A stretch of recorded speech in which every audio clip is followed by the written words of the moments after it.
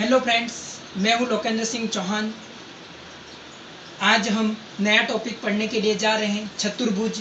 बहुत ही अच्छा टॉपिक है और एग्जाम की दृष्टि से इम्पोर्टेंट टॉपिक भी है, क्योंकि इसमें से क्वेश्चन अपने बैठ जाते हैं। आज हम इसके बेसिक के बारे में अध्ययन करेंगे और बेसिक इतना इम्पोर्टेंट है, उस बेस पे हमारे पूरे क्वेश्चन चित्र में ही होते हैं।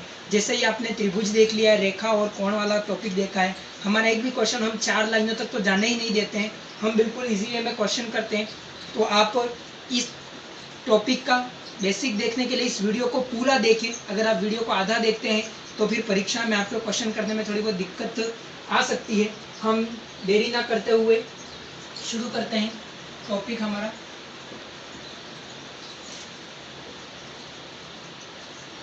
चतुर्भुज नाम से स्पष्ट है, चतुर मतलब 4 और भुज का मतलब भुजा। ठीक है, ऐसी आकृति या ऐसी ज्यामितीय चित्र जिसमें कितनी भुजाएं हों, 4 रेखाखंड हों, उसको हम क्या कहते हैं, चतुर्भुज। में 4 रेखाखंडों से घिरी बंद आकृति को हम क्या कहेंगे, चतुर्भुज कहेंगे। चतुर्भुज में 4 भुजाएं होती है, साथ में कितने होते हैं, 4 कोण भी होते हैं। हम एक एक डेफिनेशन पढ़ेंगे सब कुछ चीजों के बारे में। 4 कोण होते हैं, हमको ध्यान रखना है चतुर्भुज के चारों कोणों का योग मीन्स कोण ए प्लस कोण बी प्लस कोण सी प्लस कोण डी हमेशा 360 डिग्री होता है।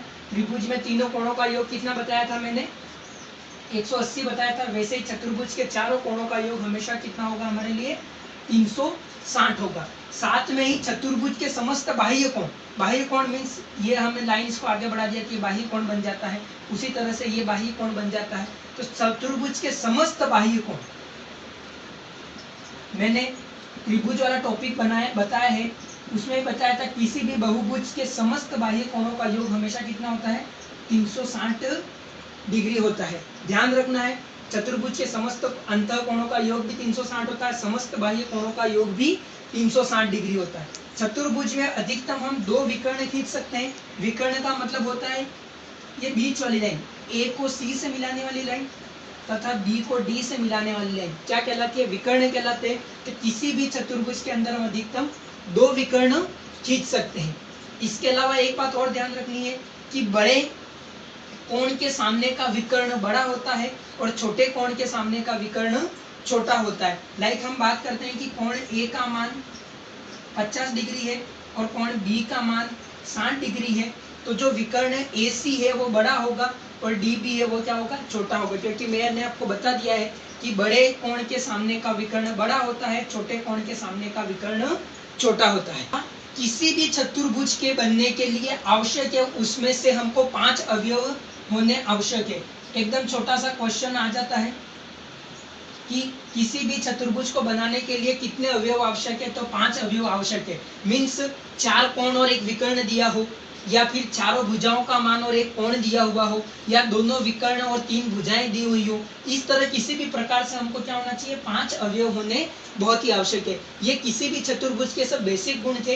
अब हम अलग अलग चतुर्भुज के बारे में पढ़ेंगे। पहला है हमारे लिए समांतर चतुर्भुज। नाम से स्पष्ट है समांतर, और भुजा और कोण में मैं बता चुका हूँ समांतर क्या की भुजाएं क्या कहलाती है। ऐसा चतुर्भुज जिसके आमने सामने की भुजाएं समान तथा समांतर हो। ध्यान रखना है, एक एक डेफिनेशन में बोल रहा हूँ, मैं यहाँ पर लिखवा नहीं रहा हूँ, पर आप वीडियो जब भी देखें तो नोट्स बना लें इसके, ताकि ये क्या है कि बहुत ज़्यादा इंपॉर्टेंट है।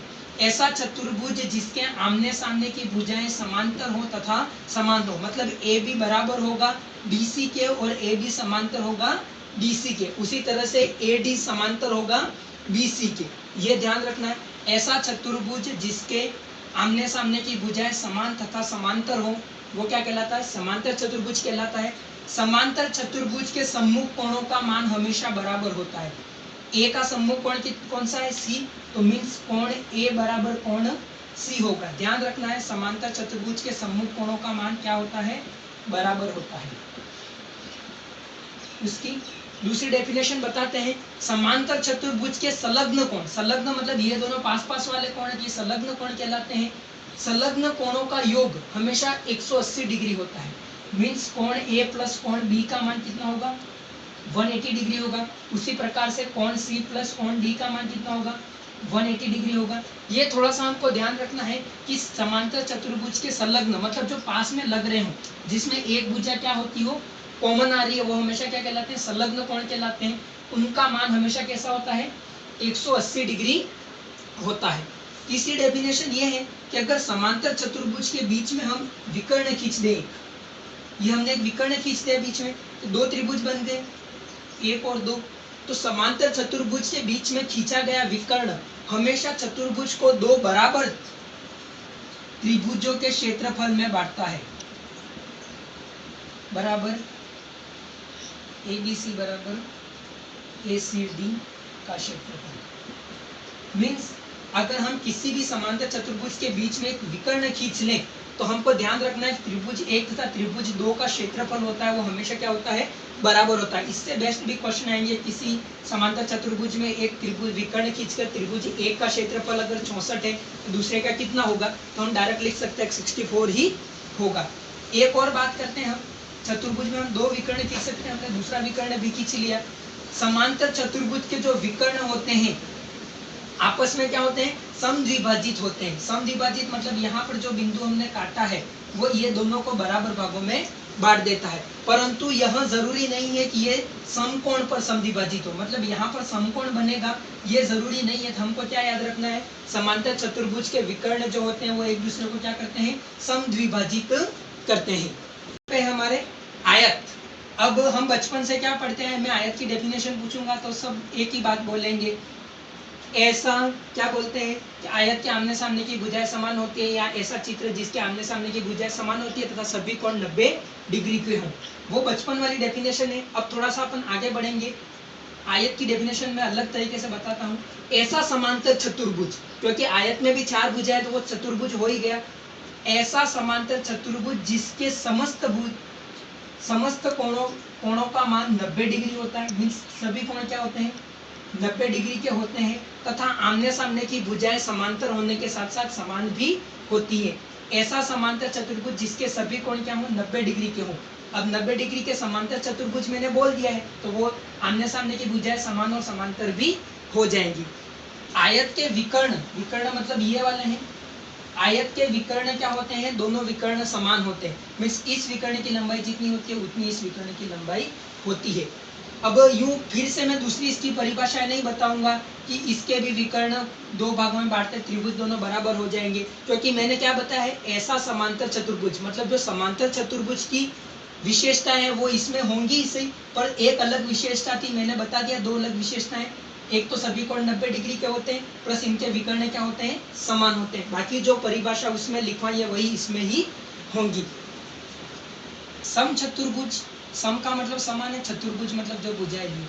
ऐसा समांतर चतुर्भुज, सब में मैं ऐसी डेफिनेशन दूंगा समांतर चतुर्भुज से, ऐसा समांतर चतुर्भुज जिसकी समस्त भुजाएं समान हो, मतलब ये जितना है वो इतना होगा, ये जितना उतना ये होगा, मतलब चारों भुजाओं का मान क्या होगा, बराबर होगा। ऐसा समांतर चतुर्भुज जिसके समस्त भुजाओं की लंबाई एक समान हो वो क्या कहलाता है, समचतुर्भुज कहलाता है। उसकी दूसरी विशेषता क्या है कि समचतुर्भुज के जो विकर्ण हैं, हमने दो विकर्ण काटी हैं, समचतुर्भुज के दो विकर्ण हैं वो हमेशा समकोण पर काटते हैं।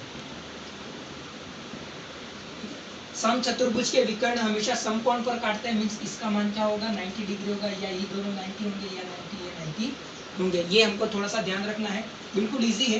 बाकी जो इसकी विशेषता है वो समांतर चतुर्भुज वाली ही होंगी। नेक्स्ट, वर्ग अच्छे से पता है, ऐसी आकृति जिसके समस्त भुजाएं बराबर हो तथा सभी कोणों का मान 90 डिग्री हो, बचपन से हम जो पढ़ते आए हैं, पर अब हम बड़े हो गए हैं इसलिए हम इसकी डेफिनेशन अलग पढ़ेंगे। ऐसा समचतुर्भुज जिसमें समस्त भुजाओं का मान एक समान हो या समस्त भुजाओं की लंबाई एक जैसी हो, थोड़ा सा बड़ा बना लेता हूँ, कोई दिक्कत नहीं है। ऐसा समचतुर्भुज जिसकी समस्त भुजाओं की लंबाई एक समान हो तथा इसका दूसरा गुण पढ़ लेते हैं, इसके विकर्ण एक समान होते हैं तथा समकोण पर समद्विभाजित करते हैं। वर्ग के विकर्ण एक समान होते हैं, साथ में समकोण पर समकोण पर काटते हैं, समद्विभाजित नहीं, सॉरी, समकोण पर काटते हैं। दो ही बातें याद रखनी है। उसके बाद हम एक का कभी कभी प्रश्न आता है वो ही बता देता हूँ, क्या समस्त वर्ग समचतुर्भुज होते हैं या सभी समचतुर्भुज वर्ग होते हैं? ऐसी बात आए तो हमको ध्यान रखना है कि समस्त वर्ग समचतुर्भुज होते हैं, परंतु इसका उल्टा कि सभी समचतुर्भुज वर्ग हो ऐसा जरूरी नहीं है, ये ध्यान रखना है हमको। नेक्स्ट हम देखेंगे, नेक्स्ट है समलंब चतुर्भुज। ऐसा चतुर्भुज जिसमें दो भुजाओं का युग्म, कोई भी दो भुजाओं का युग्म समांतर हो तथा बाकी दो बची भुजाएं असमांतर हो। इस प्रकार के चतुर्भुज को क्या कहते हैं? हम समलंब चतुर्भुज कहते हैं। नाम जैसा इसकी परिभाषा भी है कि ऐसा चतुर्भुज जिसमें दो भुजाओं का जोड़ा या एक भुजाओं का दो भुजाएं समांतर हो तथा दूसरी दो बची भुजाएं असमांतर हो, इस प्रकार के चतुर्भुज को हम समलंब चतुर्भुज कहते हैं। मान लेते हैं मैंने ए बी सी और डी। इसमें एक और बात है कि ए डी तथा सी डी के मध्य बिंदु को मिलाने वाली, ये मध्य बिंदु है, ये मध्य बिंदु को मिलाने वाली रेखा माध्यिका कहलाती है। समलंब चतुर्भुज की माध्यिका क्या कहलाती है? ए डी तथा बी सी को मध्य बिंदु को मिलाने वाली रेखा माध्यिका कहलाती है। तथा माध्यिका का हमको मान निकालना हो तो हम क्या करेंगे? दोनों समांतर भुजाओं को जोड़कर दो का भाग लगा देंगे, जिससे हमारे समलंब चतुर्भुज की माध्यिका का मान आ जाएगा। अब इन सब चतुर्भुजों के मैंने क्षेत्रफल, परिमाप, उसके बारे में एक भी फॉर्मूला नहीं बताया है, क्योंकि वो टॉपिक हम आगे पढ़ेंगे। आज हम सिर्फ या इस टॉपिक में हम चतुर्भुज से रिलेटेड क्वेश्चन करेंगे कि उनके कोणों के बारे में अध्ययन करेंगे, क्षेत्रफल और के बारे में अध्ययन नहीं करेंगे, इसलिए वो फॉर्मूले मैं बाद में बताऊंगा।